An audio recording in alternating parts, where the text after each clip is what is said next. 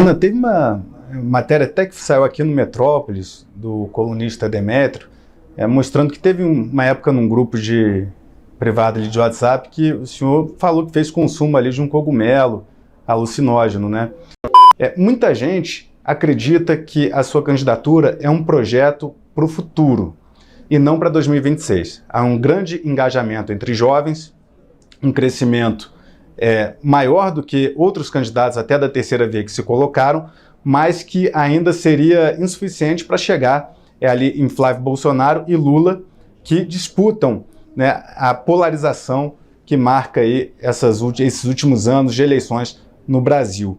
Há como fazer um crescimento na sua candidatura até outubro de 2026? Olha, é uma candidatura para o futuro no sentido de que se você constrói o futuro no presente, uma hora ele chega, né? Então, com certeza, reeleger o Lula ou colocar o Flávio Bolsonaro é você permanecer nesse presente horroroso. Então, a gente sempre coloca um dos slogans nossos, o futuro é glorioso, e é no sentido de que a gente vai construir um futuro brilhante possível para o Brasil. E isso tem um senso de urgência. Eu preciso vencer as eleições agora, em 26, para poder fazer essa construção. E essa construção começa agora, naturalmente, começar entre os jovens, que é o que as pesquisas mais detectam. É natural porque todo fenômeno político inovador, ele começa, em geral, com jovens, em geral, com homens jovens.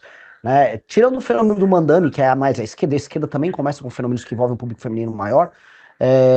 Natural, o trumpismo começou com homens jovens, o Milley começou, o próprio Bolsonaro começou com homens jovens, então existem até alguns papers no estudo sobre questões eleitorais envolvendo isso bem interessantes, então é natural que comece, depois vai uma expansão, tanto que eu já venho expandindo, você vai pegar pesquisa Atlas, já para o público millennial, o público acima de 30 anos já estou apresentando números melhores também, então é um processo, né? Esse processo tem que ser suficiente até a eleição e eu tenho que trabalhar muito, é basicamente isso. O senhor citou agora a candidatura de Bolsonaro em 2018. Renan Santos será em 2016 um candidato semelhante àquele que Bolsonaro foi em 2018, digamos assim, por um modelo disruptivo de se apresentar para a sociedade, digamos assim? Não, assim, a gente é parecido no sentido de que são inovações que não foram ainda devidamente compreendidas. Mas só nisso. No sentido também que o Mandami, que é um cara à esquerda, não foi devidamente compreendido nos Estados Unidos como fenômeno. É o prefeito de Nova York, exato. Então, é uma inovação. Por exemplo, o discurso, se você olhar os conteúdos que eu solto nas minhas redes sociais, que estão viralizando bastante, não tem nada a ver com a lógica direita e esquerda do Brasil hoje. Eu estou produzindo conteúdo sobre problemas concretos em lugares muito pobres no Brasil. Eu estou viralizando hoje basicamente com isso, que é muito diferente. As pessoas estão dizendo, precisa de um político que não tenha nada a ver com a polarização. Pois bem, claramente há um que está fazendo isso. Né? Eu trato de temas que vão além assim, o Alexandre de Moraes, ele está envolvido no Master. Sim, está, eu também falo, mas não é só isso. Sabe, que eu saio dos temas, ou dos certos grandes temas nacionais que está todo mundo preso. E eu estou trabalhando em outros temas nacionais tão importantes quanto, que são negligenciados, que são justamente os temas que permeiam a atividade política do famoso Centrão. No Centrão, onde há um Centrão, haverá um Renan Santos enchendo o saco dos caras. Porque eu considero que o Centrão é o maior problema do Brasil.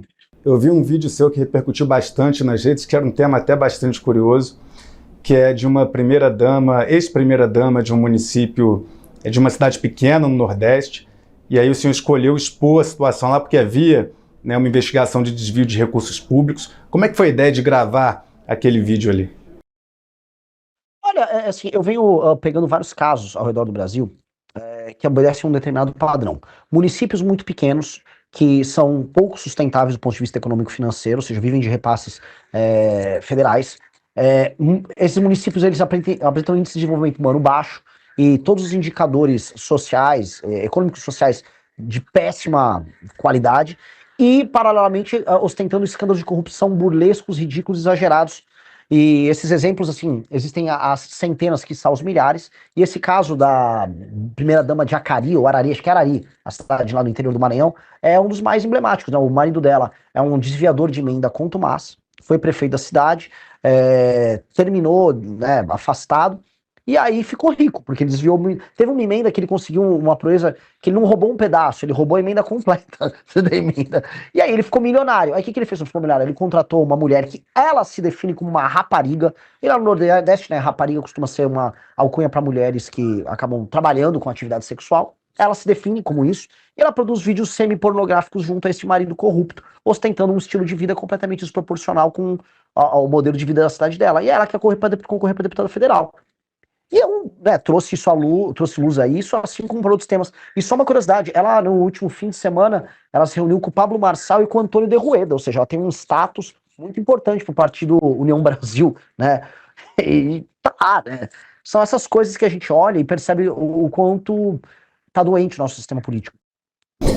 Foi um vídeo que o senhor gravou que gerou bastante repercussão nas redes sociais, né? Então, as críticas da sua campanha, elas não ficarão apenas restritas ao presidente Lula, ao senador Flávio Bolsonaro, que o senhor também é crítico, mas ao Centrão, ou seja, é uma candidatura pancadaria, digamos assim, né?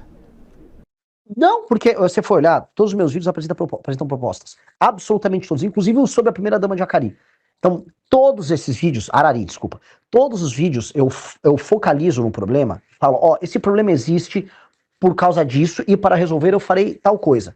E todas elas levam a pessoa a discutir as soluções que eu estou trazendo. Ali sempre termina na minha política de reforma administrativa, com indicadores de desempenho para que um prefeito possa ou não concorrer a uma reeleição, e fusão de municípios. Em geral, eu foco muito nisso, eu levo para essa discussão, que é uma discussão fundamental no Brasil sobre essa draga de dinheiro público que existe, que são os municípios pequenos ao redor do Brasil. Então eu estou trazendo esses temas para trazer luz, não só para um problema, mas também para uma solução.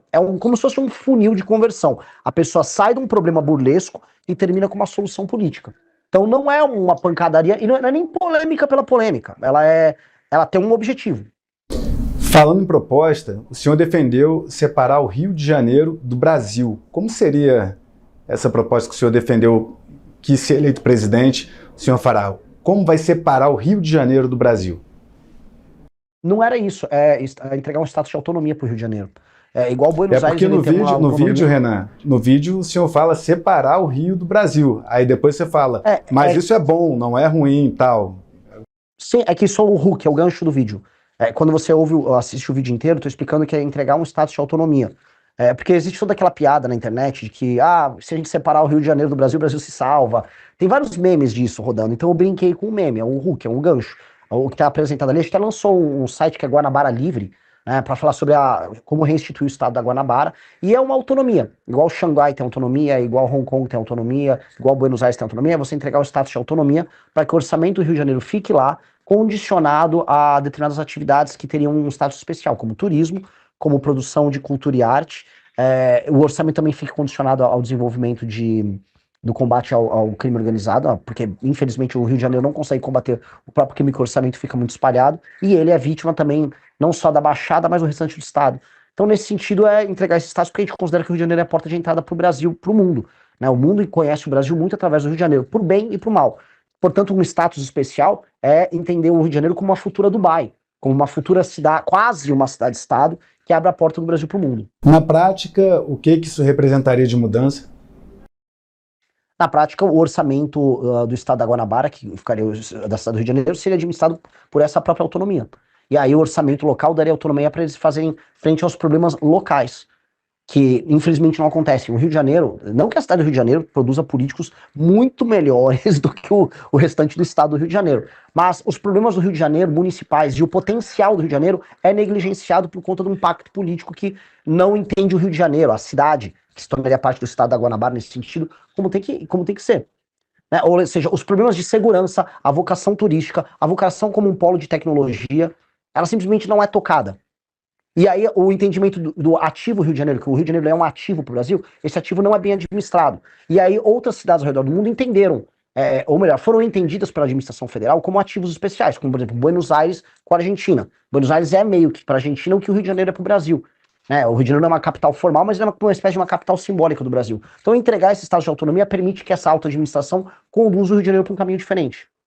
Se Renan Santos vier a ser presidente da República, vai estimular operações policiais em comunidades dominadas pelo tráfico de drogas? Qual seria essa política para resolver a questão das facções criminosas no Brasil?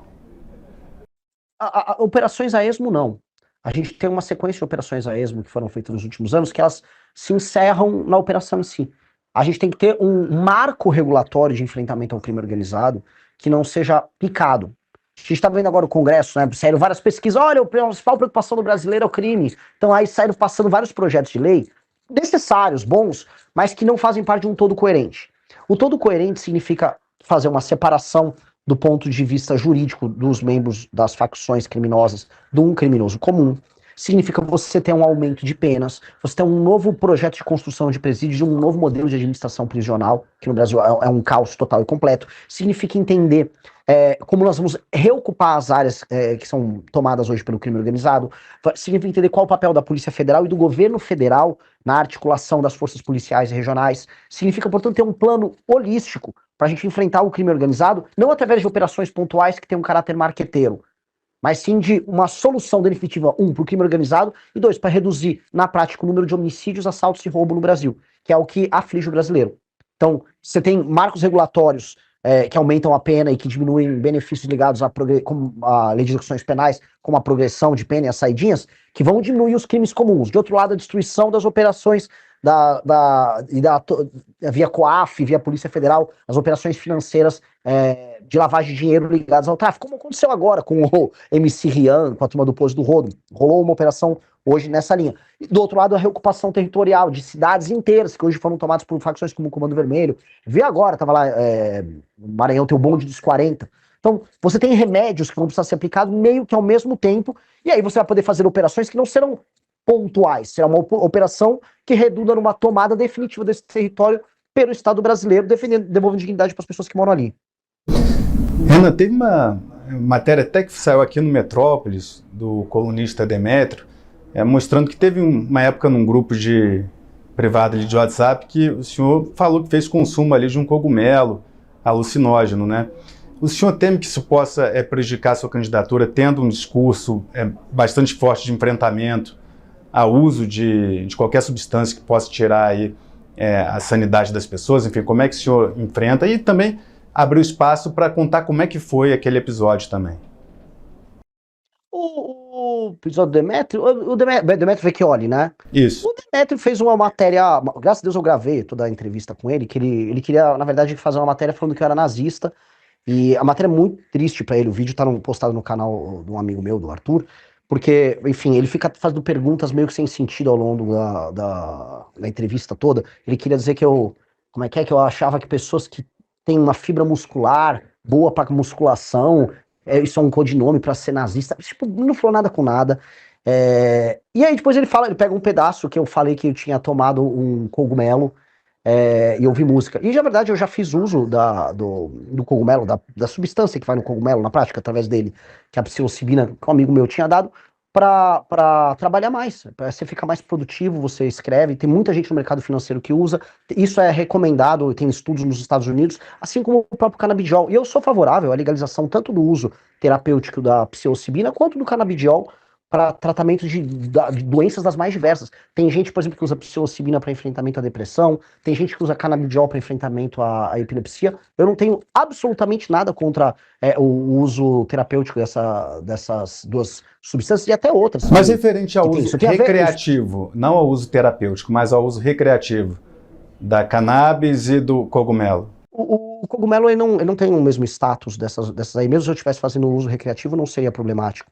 Entendeu? Existe uma discussão se a venda é possível ou não, e é uma discussão que tá ali. Agora, eu não comprei, na verdade nem comprei, me deram e não foi com traficante. E o tráfico também é constituído através de venda de uma substância que dá em qualquer sítio com, desculpa o termo, cocô de vaca, né? Então não é sobre isso. O combate ao tráfico não tem a ver com isso. O combate ao tráfico tem que ser muito e muito enfático. A gente sabe que as drogas são utilizadas como uma substância hoje para venda e para rechear os cofres das facções criminosas. E hoje, inclusive por parte do PCC, a principal fonte é a exportação dessas drogas. Inclusive a operação que pegou hoje a turma do MC Rian em São Paulo e do próprio pessoal da Choquei, envolvia a lavagem desse dinheiro através de shows e através de páginas de fofoca. Tá? Então, assim, a droga é um instrumento de venda para enriquecimento delas, mas existem toda uma miríade de outros negócios que envolve desde ocupação territorial, combustíveis, venda de gás, energia elétrica e serviços por parte do tráfico de drogas. Então a droga hoje é um instrumento a mais deles que precisa ser combativo para destruir essa operação, que no fundo é um estado paralelo. Se você gostou deste vídeo, deixe seu like, se inscreva para fazer parte da missão e apoiar o canal. Confira outros cortes que pode gostar.